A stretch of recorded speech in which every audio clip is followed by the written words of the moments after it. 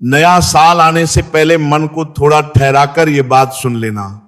ये कोई साधारण बात नहीं है। ये उस परंपरा की बात है जहां छोटी छोटी वस्तुओं में भी चेतना का वास माना गया है। भक्तों, अपने घर में एक छोटी सी चीज को चुपचाप छुपा देना, बस इतना ही करना है। सुनने में साधारण लगता है पर प्रभाव असाधारण होता है। इतना धन जीवन में आने लगता है कि संभालना कठिन हो जाता है। 7 जन्मों की दरिद्रता का संस्कार धीरे धीरे गलने लगता है। भक्तों, नया साल तुम्हारे लिए केवल तारीख का बदलना नहीं होगा। नया साल तुम्हारे लिए भाग्य की दिशा बदलने वाला बन सकता है।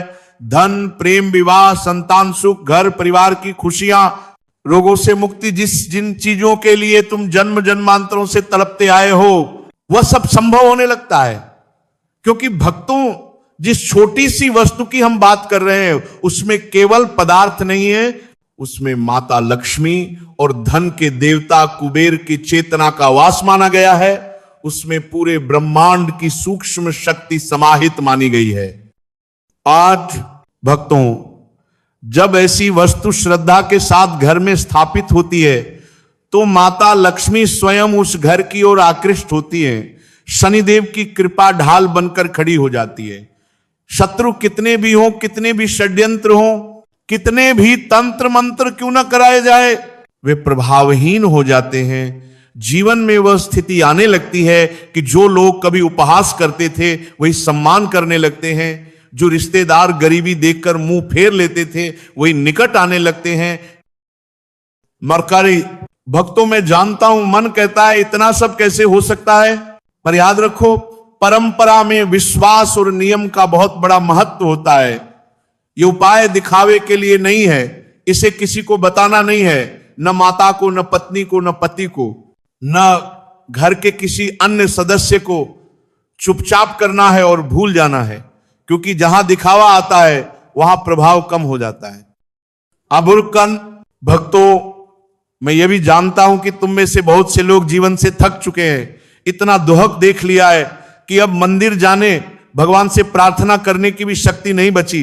पर भक्तों, यही वह क्षण होता है जब छोटा सा विश्वास बड़ा परिवर्तन करता है। एक बार मेरी बात मान लो, केवल यह उपाय कर लो, फिर स्वयं अनुभव करोगे कि बुरे दिन कितनी तेजी से पीछे छूटने लगते हैं।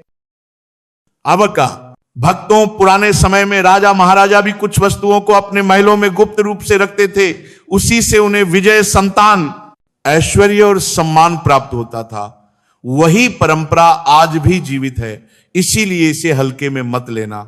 यदि आज यह वाणी तुम्हारे कानों तक पहुंची है तो इसे ईश्वर का संकेत समझो। इसका अर्थ है कि तुम्हारे जीवन की कठिन घड़ी अब ढलने वाली है। भक्तों, अब उन वस्तुओं की बात करते हैं, पर उससे पहले यह समझ लो कि हमारे शास्त्रों में ग्रहों को संतुलित करने के लिए कई छोटे नियम बताए गए हैं। कुछ वस्तुएं ऐसी होती हैं जो शनिदेव को सुदृढ़ करती हैं, माता लक्ष्मी को आकर्षित करती हैं और कुल देवताओं को प्रसन्न करती हैं। आज हम उन्हीं में से एक मुख्य वस्तु की बात कर रहे हैं, जायफल। भक्तों, जायफल को शास्त्रों में अत्यंत महत्वपूर्ण माना गया है। यह केवल रसोई की वस्तु नहीं है, इसका संबंध नकारात्मक ऊर्जा के शमन से भी माना गया है। यदि जीवन में हर कार्य में बाधा आ रही हो, विवाह रुक रहा हो, नौकरी या व्यापार में अड़चने आ रही हो, तो पान के पत्ते में 2 लौंग और एक जायफल रखकर उसे हनुमान जी को अर्पित करना। फिर हनुमान चालीसा का पाठ करके उसे लाल कपड़े में बांध लेना। यह उपाय बाधाओं को काटने वाला माना गया है।